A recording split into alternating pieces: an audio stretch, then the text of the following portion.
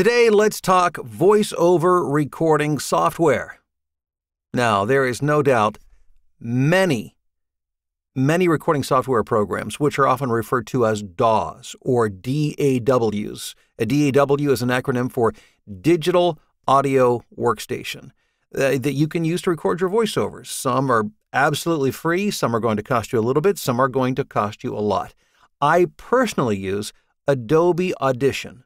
I'm not saying that to try to evangelize you into Adobe Audition. I'm not saying necessarily that it's better. It certainly doesn't sound better than other recording programs because they all essentially do the same thing in the recording process. They capture the audio in digital format. But what these programs do are to give you a specific set of features that you can use. Some that you may use, many that you may not. I use Adobe Audition because here's the reason. It is suited specifically for voice application. It wasn't built for music application. And so then again, if you use a program like a Pro Tools or a Reaper or something that's built more for multi-track recording, music multi-track recording, that's perfectly fine. There's nothing wrong with that. But you probably have way more features or features that don't all line up necessarily with using it specifically for voice. So that's why I use Adobe Audition. So this video specifically is on the basics of using Adobe Audition. And let me just say this up front. I understand that software can be terrifying. As a matter of fact, I don't care if it's voiceover or you're working in an office doing accounting work or whatever it is.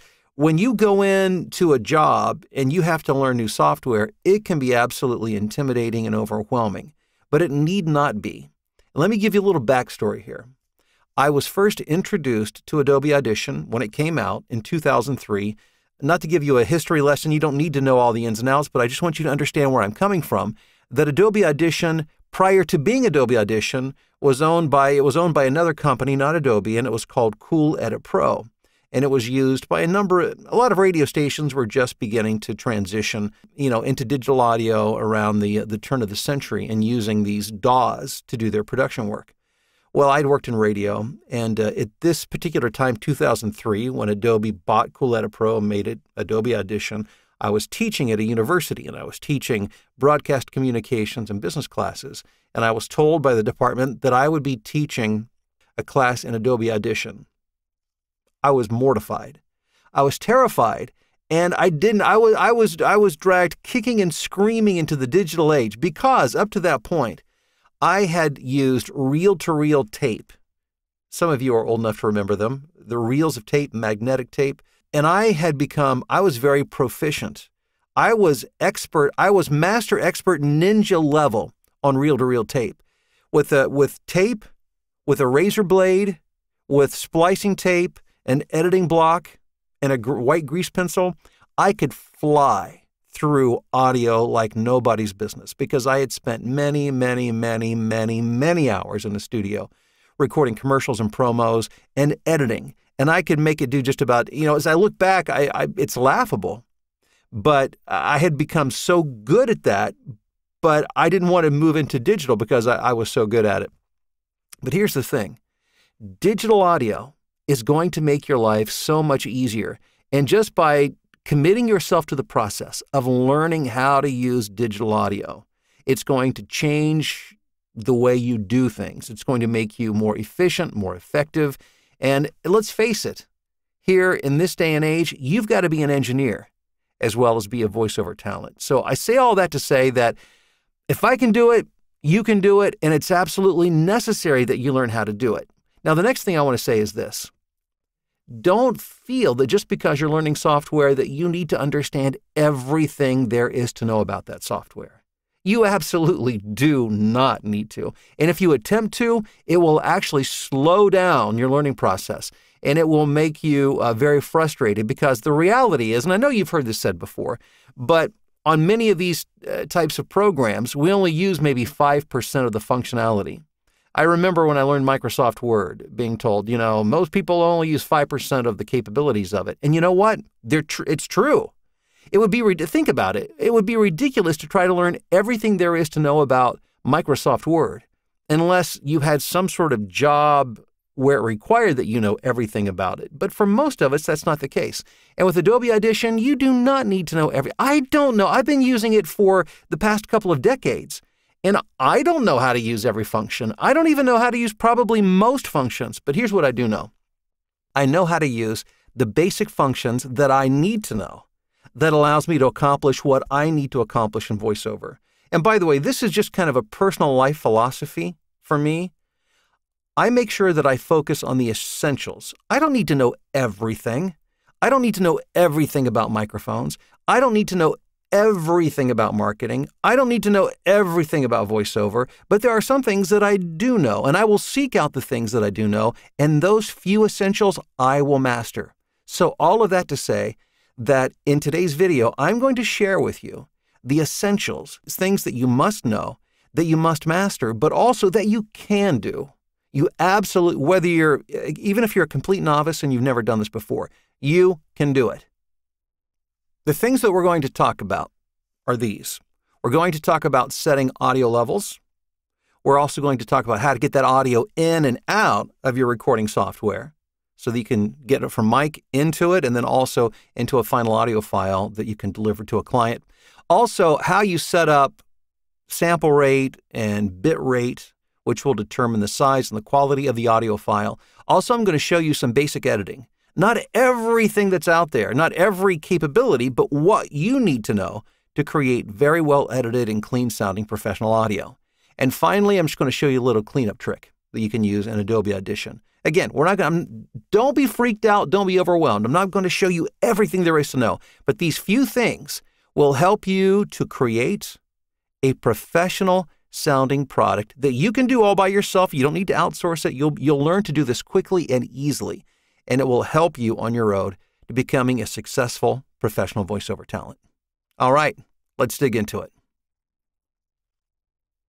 I want to reemphasize the fact that you do not need to understand everything there is to know about Adobe Audition to be successful in voiceover. I've been using Adobe Audition for almost 20 years in broadcasting prior to voiceover. I only know a small bit of what can be done with it because I only need to know a small bit. So yeah, are there more things that can be learned? Sure. And there are people who are really good who have devoted themselves to learning all the ins and outs, and they have their own YouTube channels. And I would, if you want to learn more and go beyond what I show you, I would encourage you to do that. But the main point I want to make right now is that you can become distracted and disoriented by trying to learn everything about a piece of any software. Learn what you need to know. And again, what we're doing in today's video is covering the essentials. So the first thing, let's just talk about getting audio. How do I get audio that goes into my microphone into my computer and then have it to where I can listen back to it and save it, so then it's ready to save as a file. So I brought up Adobe Audition here. And what I'm simply going to do is go to the File pull-down menu and actually move that one column left. Click on Adobe Audition, and under that pull-down menu is a Preferences menu. Go to the Preferences menu, and then go to Audio Hardware. It's your audio hardware that gets your audio in and out of your software, the DAW, the Digital Audio Workstation. And what you'll see, now there's a number of things on here. Again, I'm not covering everything there is to know on here in terms of sample rate and buffer size. These are details that at some point will be helpful to know, but I'm just covering the essentials so you can get it up and get it recording and you can make stuff happen. All right, so I want you to look at the default input and default output. Those are the only two things here I want you to worry about. If you get those right, you should at least be able to record audio and to save audio and to send out audio. And if there are other problems beyond that, well, then you can troubleshoot. But this audio input and output, if you pull down the menu, it will give you a list of the audio inputs that are available to you on your computer, like your built-in microphone. Or I've got a couple of webcams hooked up, the Logitech Brio and also another Logitech, which is showing up as an unknown USB audio device. The one that I use is called Universal Audio. Yours may be different. You may have a Focusrite Scarlett, which will show up, I believe, as Scarlett in the menu. You may have a USB microphone, and it may say unknown USB audio device. If you're not sure, experiment. Click on them until the one that you need is actually working. But in this case, I know it's a Universal Audio Thunderbolt. That's what I'm using. So That's my input. I also set that as my output because I'm feeding audio into that, and I want to get my audio back out of it so I can listen to it in my headphones. And then I click OK. Now my audio, when I hit the record button, will go from my microphone into Adobe Audition. And then when I listen back, I'll be able to hear it in my headphones. Next thing that you want to be able to do is set a proper audio level. You don't want a level that, and some people may think of it in terms of volume. And yes, a lower audio level will be lower volume, a higher audio level volume will be louder, but this is not just simply volume. It's the amount of audio that we're sending. And again, I'm using very non-technical terms. I'm not a professional audio engineer, but I've been using Adobe for a long time, so I know the ins and outs of it. So I'll just be using regular lay terms. But we want to get the amount of audio that will give us the best sounding recording. If it's too low, if the audio level is too low, it might introduce in extra noise that we don't want. If the audio level is too high, we put in too much, it can distort. And we don't want that. We want good, clean audio. So the way to do that is to simply, all that I do is I hit the record button. And then, and by the way, you will see this audio file menu pop up here. And I will explain more about that in just a moment. But for now, I'm just going to press OK and accept the defaults that it gives me. Now, as you can see, when I talk, the sound waves are showing up in the DAW. Now, ideally, and by the way, look here to the right-hand side of the screen and you will see a meter that will show you the audio level that's going into it. What I like to do is to have my audio be recorded as close to the finished product, at the level that the finished product will be as possible, which is -3 dB. So you can, there will be a knob on your interface, your audio interface. If you're using a USB microphone, that little dial or knob might be on the microphone itself, but you can turn it up or down to feed more or less audio in. So if my levels were looking really low, lower than they are now, I would turn my input up a little bit. If they were much higher than -3 dB, I would turn it down. But right now you can see it's bouncing right around -2. So, what you want to do is just read a script at the normal level that you would read it for a recording. And we tend to get oftentimes louder when we're actually performing a script because we start to perform, and which oftentimes we're projecting more volume than when we're just casually reading a script. But at whatever energy level you'll be reading that for your audition or your project, set your levels at that. And as you can see, I'm peaking at almost, look at that. I mean, it's literally just under -3 dB. So that is perfect. So again, if it's too low, you introduce in too much extra noise. If it's too high, you run the risk of having distortion. So you want your audio peaking right around, give or take, it doesn't have to be exactly right on, but right around, give or take a dB or two of -3 dB. Now, the next thing we want to touch on is setting up the proper sample rate and bit rate for your audio.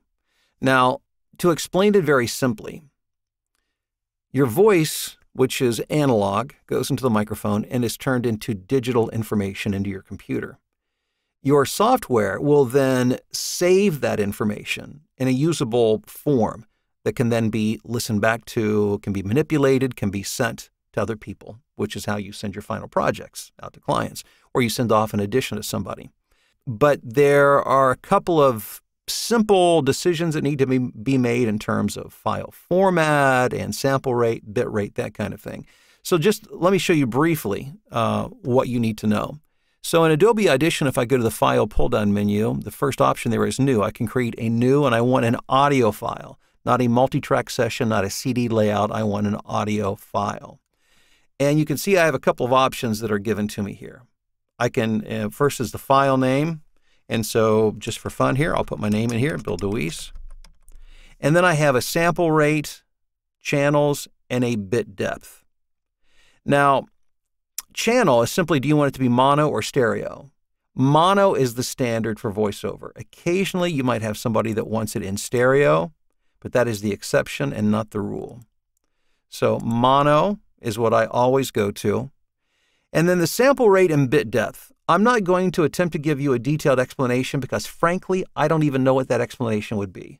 All I know is this determines the level of, or the size of the audio file, but more importantly, the quality of the audio file. In other words, the higher the quality in terms of sample rate, and think of it this way, the higher the number, the more data you're putting into that file, the bigger it's going to be, and the higher the quality. Now, the thing you need to keep in mind is there comes a point of diminishing returns. In other words, you could, in theory, just keep going up, putting the numbers up and up and up and up, and make the file bigger, bigger, bigger, and better audio quality. But the reality is there comes a point at which you can't hear the difference. And so what I use, now you'll see the default sample rate that's coming up on my screen here is 48,000. Industry standard, the standard that I use is 44,100. Now, sometimes I will have a client specifically say, can you please record that at 48,000? Which I will. Can they hear the difference? Can you hear the difference? I can't hear the difference. You might find an experienced studio engineer that maybe can hear the difference, but frankly, I bet in most cases they couldn't even tell the difference. But if somebody asks for a higher sample rate, you can give that to them because it allows you. It has a whole menu in here of options. But 44,100 is what I use, unless asked otherwise. And then let me skip down here to the bottom, the bit depth. Again, I don't even understand exactly what all that is. All I know is it does affect the quality and the size of the audio file. And so I use 16 as my default, 44,100 sample rate, 16 bit depth. Now, you may have a client that says, hey, I want that in 24 bit depth. So 48,000 hertz, 24 bits. And you can do that. Now, the audio file will be a little bit larger. And in theory, it will sound better because there's more data crammed in. So you're getting more of whatever the original audio was.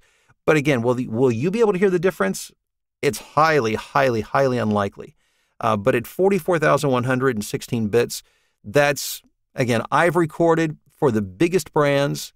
I've recorded over 10,000 projects. I've never had a client come back to me and say, hey, you didn't record this at a high enough sample rate or bit depth. Never. And I'm talking the biggest brands on the planet. It's never been an issue for them. So you can feel perfectly comfortable with these settings. Again, if you're asked for something else, give them something else. So that's the first thing you need to know. And so I'm just going to hit OK. So when I begin to record, I'm recording at 44,100 hertz and then at a 16-bit depth. Okay, so at least you know how to set that up. And then when you save the file, you can, at that point, I'm going to go to File and Save As, you can determine what format. The format's the two files that are almost exclusively used. Now, occasionally you may hear somebody ask for something different, but 99.9% of the time, it will either be a WAV file, WAV.WAV, or an MP3.MP3. Very briefly, the difference is a WAV file is a larger audio file, more data. So as we just learned, it's a higher quality audio file. MP3 is a smaller audio file, which means it's been compressed and some of that data has been taken out. And therefore, it's going to be a lower audio quality. And we listen to most of our music on MP3s, and most people don't complain about the audio, although technically, if it's done in a format like WAV, in a larger format or a larger file, more data, again, it's going to sound a little bit better. But your client will tell you, you can ask them, do you want a WAV file, WAV PCM, or do you want an MP3 file? And you can choose that format right on there. And then when you click Save, it will save in either MP3 or WAV, the file format that you've decided that you need. All right, next, basic editing. When I say basic editing, this is very basic, but this is what I do. I mean, I don't do anything fancy when it comes to editing. There are different methods to use editing, but let me share with you what I do. And I've learned to become very fast and very proficient with this method. And what I'm going to do is, let me start a new recording here.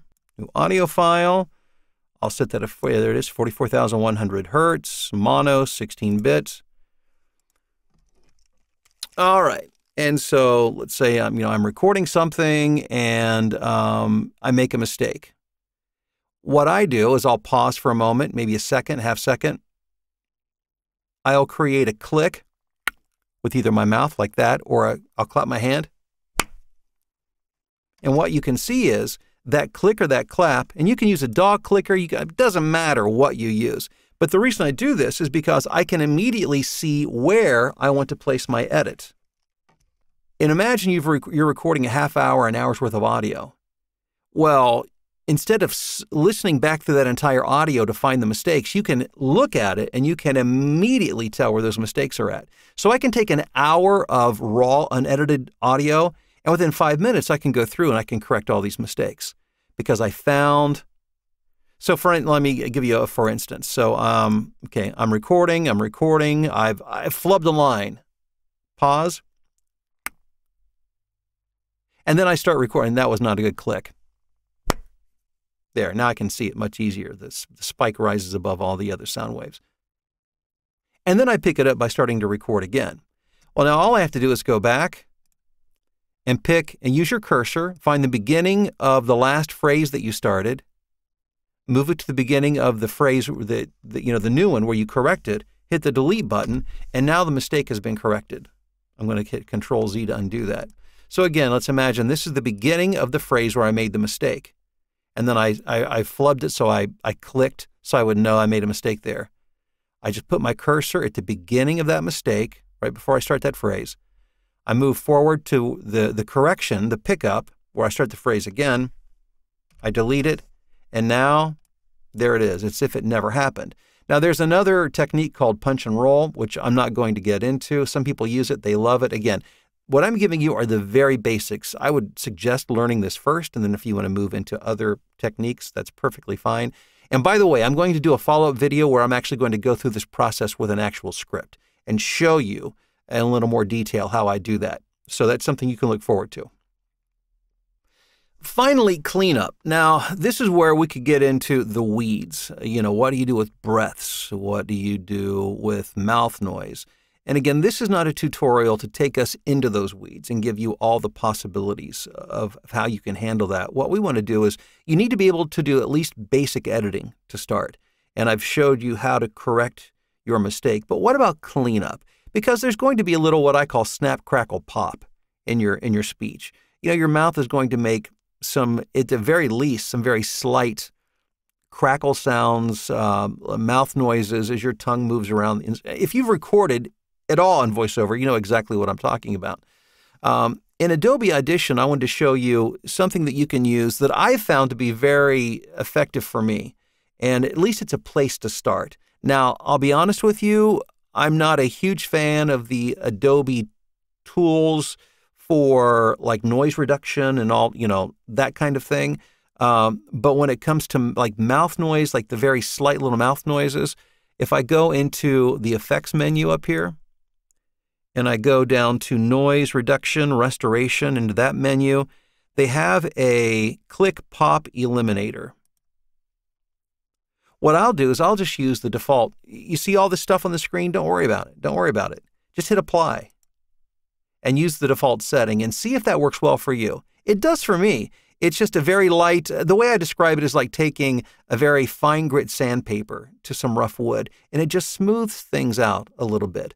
Now, again, we're not getting into the weeds today about taking out breaths and how do I go in and take out single noises, and those are more advanced techniques that you can use or that you can learn. These are the things that you can use today to get started, that you can create professional sounding audio. So don't overwhelm yourself with 1,000 details when you only need to know 5 or 6 things to get started. But the things that I've just covered in terms of your audio in and out, setting your levels, setting your sample rate, how to save what file format you want, basic editing, some basic cleanup. If you use these and practice these things, it will take you far on your way to becoming a really, a good audio engineer for VoiceOver. Now, I'm going to follow this up with another video soon where I'll actually go through the process. Well, I'll record a script and I'll actually implement the things that I shared with you so you can see how that actually looks within context of an actual recording session. But also I wanted to quickly mention that, and I know you've heard me say this before, but I think it's so true and it bears repeating, that is, regardless of how good your microphone is, regardless of how good your audio software and even your editing skills, you need to make sure that the environment that you record in is pristine. And that's why I love, capital Love, love my Whisper Room. This booth I've had now for about a dozen years, and it creates a consistent source of quality audio because it controls my environment. There's so many things outside of this booth that I have no control over. For instance, I live in a newer development, and yesterday, neighbors to both of my sides, and when I say neighbors, I mean we're talking they're only 10 to 15 feet on either side of my house, were both doing heavy-duty landscaping, meaning they had like earth-moving equipment in their yards, both of them. And I had a directed session and some other scripts to record yesterday, and I was able to come into my booth, close the door, and while nothing that I'm aware of is a 100% solution unless you build a building from the ground up, it's amazing. It didn't interrupt my recording session. Even with, again, this earth-moving equipment on both sides of me, I was able to walk in here, close my door, and do my session with no disturbance and no interruption. And so if you want to learn more about Whisper Room and how you can have an environment that you can control, regardless of what goes on out there, go to the description below, check it out. I've got other resources there as well.